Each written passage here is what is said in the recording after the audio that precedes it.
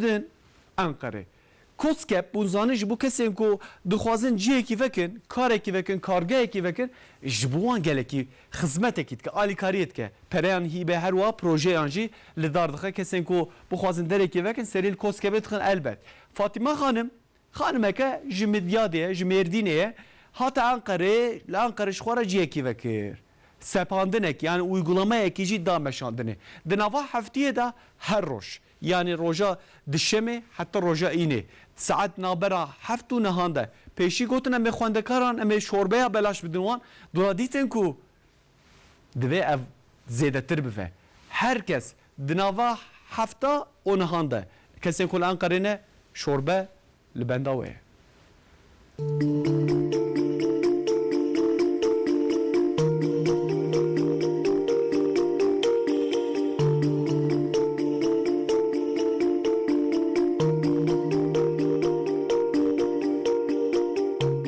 Li Tirkiye 25 milyon û nîv xwendekar hene.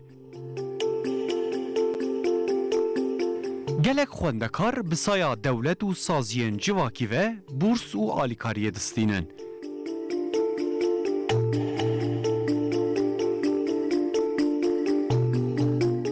Li Ankara'yê jî nîzî milyonek xwendekar hene û xwendina li bajarên mezin li gorî bajarên piçûk zehmettir e.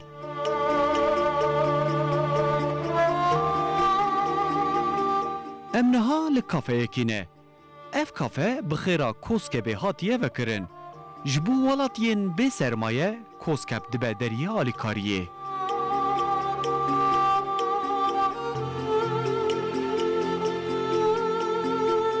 Gelek kes bi piştgiriya koskebê ciyên kar vekirine. Yek ji wan jî Fatîme Durgan e. Wê jî li Ankara'yê bi xêra koskebê ji xwe re kafeyek vekiriye.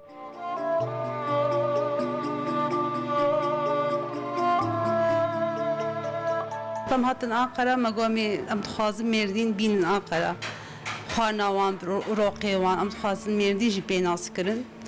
û ji wî hawî derek gorê ji xwe me vekir.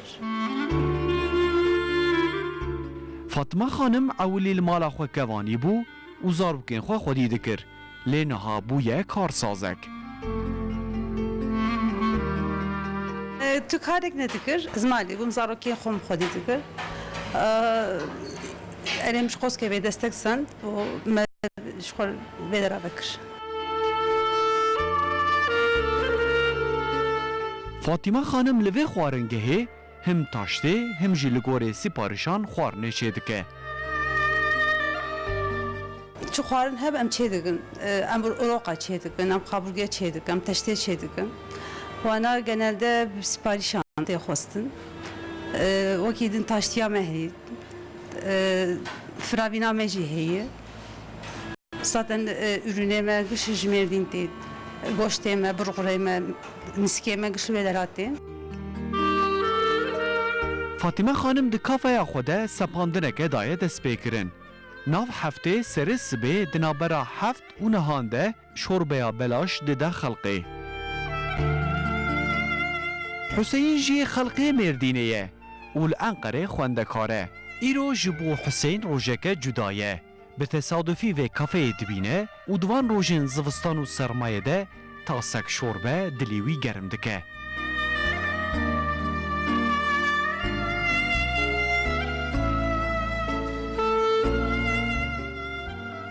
Nurşican var. Dağbız. Ve kafe şorbe belaş dedim. Bir titim çad bine. Ve pişti pır baş dibinin, Amerincinin, Garibiyine, işte var uygun hep pır başı. Le tama şorbe çoğane. Tahmay pır xoşu ve kamali pır xoşu. Şorbeya belaş ne tenê xwendekar hemû kes dikarin vexwin. Li rexê din yên kafeyê bêneke xweş tê. Ev bên jî bi salan e li kuçe û zikakên Mêrdînê wek kevneşopiyeke tê çêkirin. Ev tam qehweya dîbekê ye.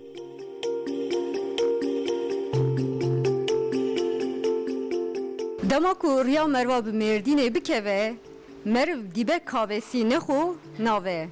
Bi taybetî jî li vê kafeyê jî dîbek kavesî heye. Piştê xwarinê li gorê daxwazê li ber çaya qaçax, طعم و لذتên ji hev xweştir têne xwarin.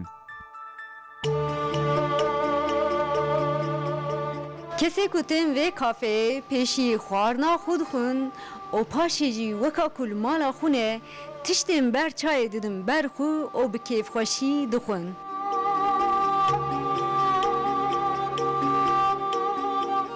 چای و رمگو تنه نخوش براق هناك تشتي مردين جمال بينه المملكة ما قسمتك وري هي ما بري مملكة هواي ديتو بو ما جو خواست امجي تشكي وري بكن وبراستي جي قالك جي ميروفي ما قالك بي خوشن كيف خوش تبن